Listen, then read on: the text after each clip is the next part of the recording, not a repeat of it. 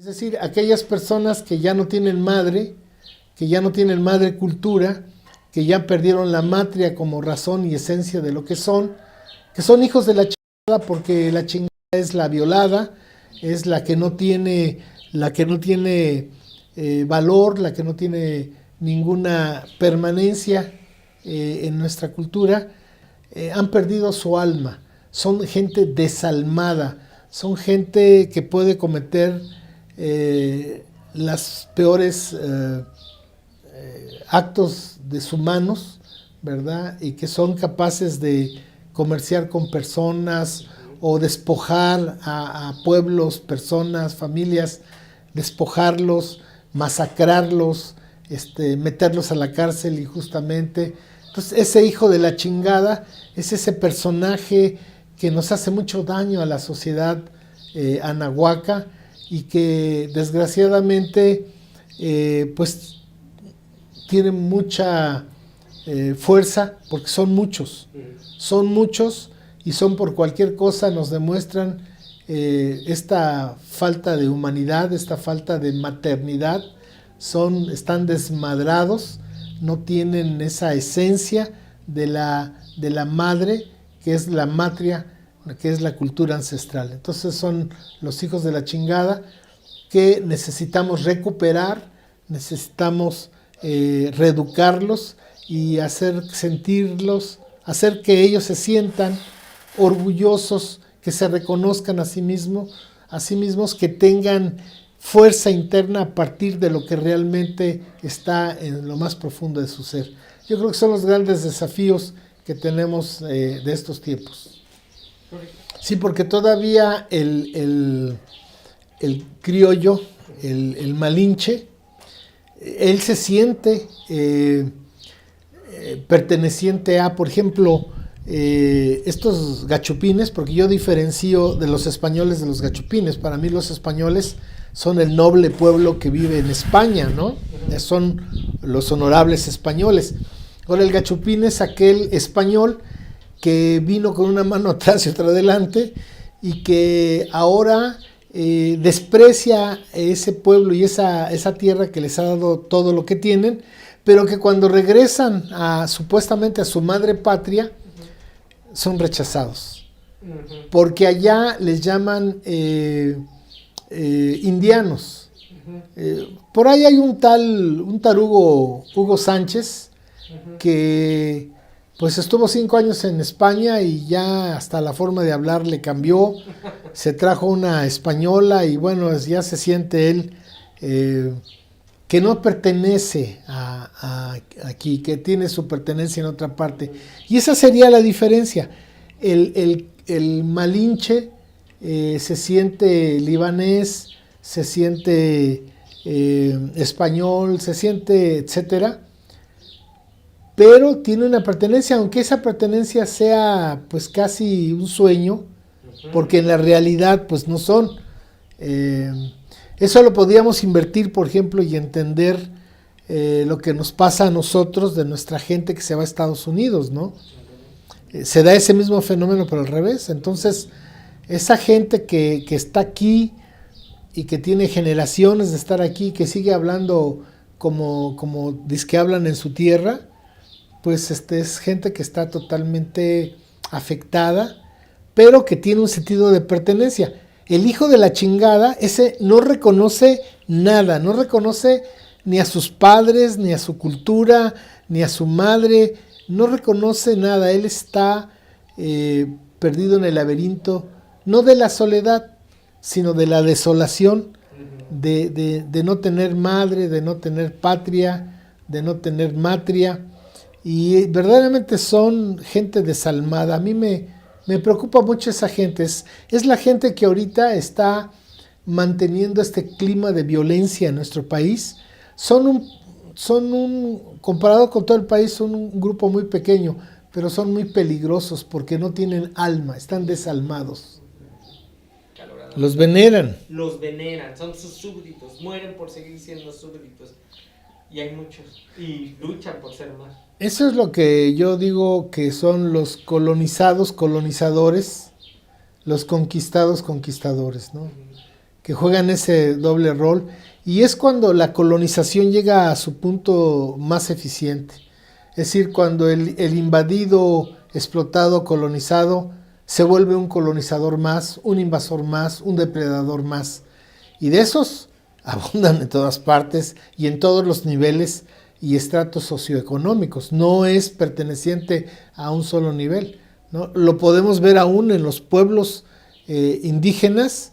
Vemos esa actitud, aún en los mismos pueblos indígenas existe esta pérdida de memoria y de identidad tan profunda, ¿no? Mira, yo creo que el fenómeno de ser colonizados, colonizadores, se da en todo el mundo. La colonización no solamente fue en las colonias iberoamericanas, sino pues fue en África y aún en Asia. La diferencia es que aquí fue en el siglo XVI y fue brutal, ¿no?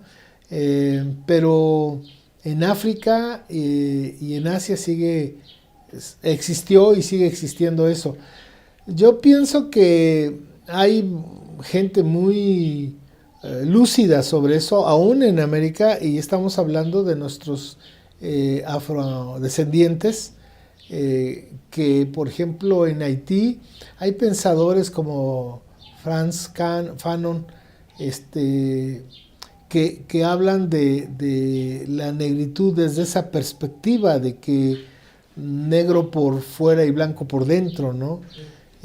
Nosotros tenemos ese mismo fenómeno, pero yo creo que es un fenómeno humano, que las personas ante la pérdida de sus valores de cualquier parte del mundo, ante la pérdida de sus valores ancestrales, prefiere sumirse a los pies del invasor colonizador que en la defensa de su pueblo, de su cultura y de su raíz.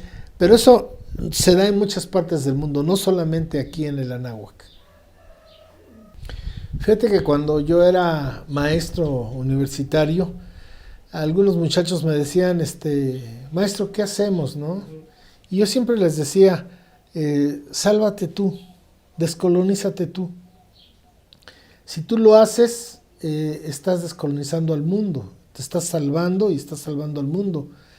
Yo creo que en estos tiempos que estamos viviendo, que son los estertores del quinto sol, o también los estertores del sistema mundo que inició hace 500 años, es una realidad que este mundo se está cayendo a pedazos. Esta relación seres humanos, naturaleza, ya llegó a su límite, ¿no? Estamos en un periodo de oscuridad donde se anuncia la luz, es lo cíclico, ¿no?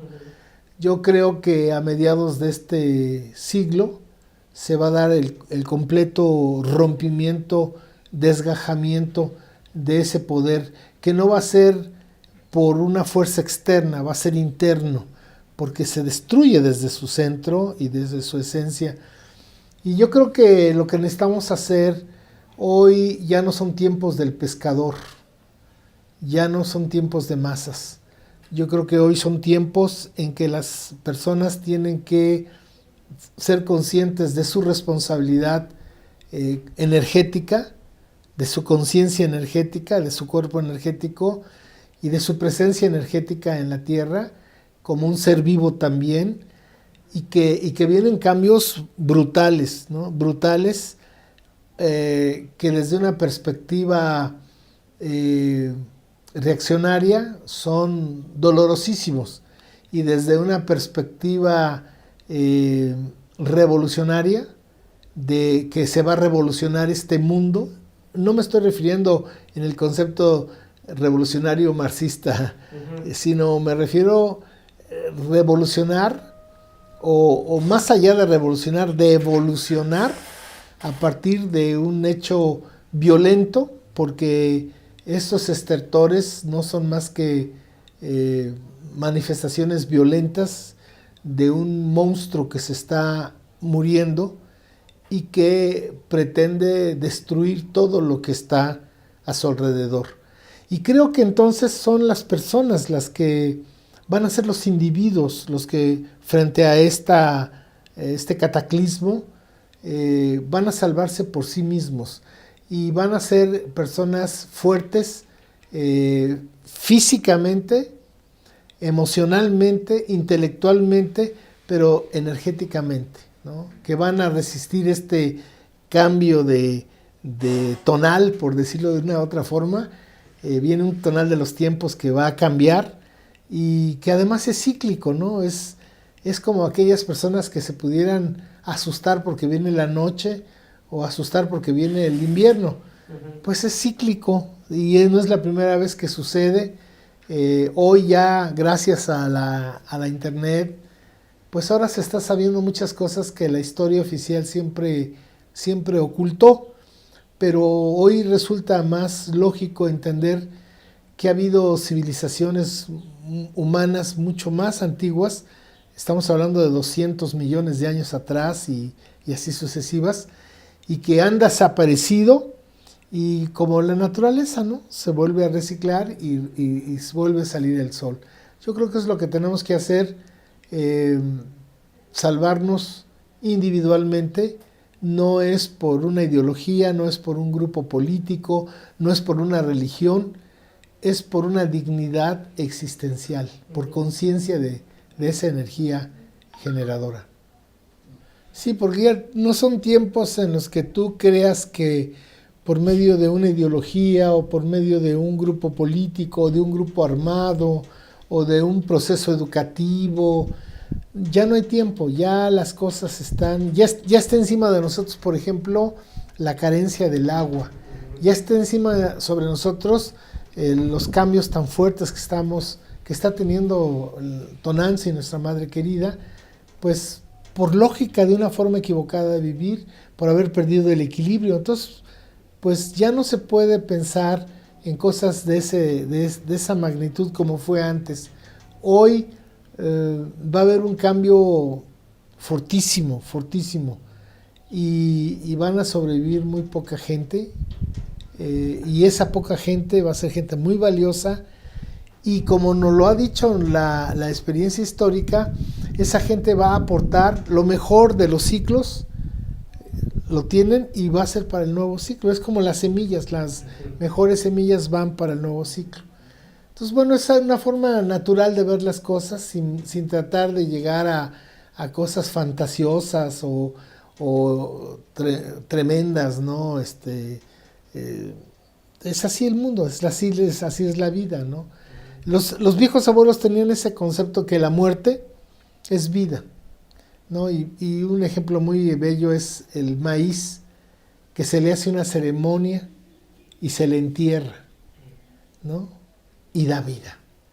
Y es eterno ese ciclo. Entonces, los humanos como humanidad no estamos lejos de eso, porque somos parte de eso mismo.